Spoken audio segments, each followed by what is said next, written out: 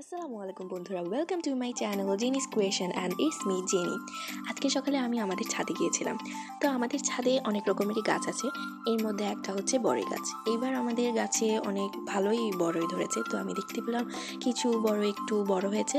তো আমি ওগুলো নিয়ে বাসায় চলে আসলাম। আমি এগুলোকে একটু মাখিয়ে খাবো তার জন্য। তো যাই হোক, আমি এগুলোকে ভালোভাবে ধুয়ে নিলাম, এরপর এগুলোকে একটু কেটে নিলাম। তারপর এর মধ্যে আমি কিছু মশলা অ্যাড করলাম। তো আমি এর মধ্যে প্রথমে অ্যাড করেছি লবণ স্বাদ মতো, প্রায় 2 চামচ অ্যাড করেছি আমি এখানে। তারপরে আমি দিয়েছি এখানে 1 চামচ মরিচ গুঁড়া দিয়েছি, তারপরে 2 চামচ চিনি দিয়েছি। চিনিটা অ্যাকচুয়ালি স্বাদ মতো, মানে টক যত বেশি হবে চিনিটা তত বেশি হবে এরকম। তো এরপর আমি এর মধ্যে দিয়েছি চিলি ফ্লেক্স দিয়েছি, তারপর এগুলোকে আমি ভালোভাবে মাখিয়ে নিয়েছি। এরপর আমি উপর থেকে আরও 2 চামচ চিনি ছিটিয়ে দিয়েছি।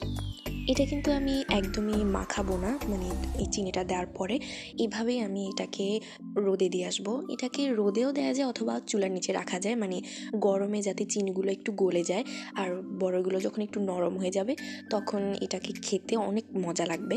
আমার ফ্যামিলির সবাই এটা পছন্দ করে, তাই আমি এটা মাঝে মধ্যেই বানাই।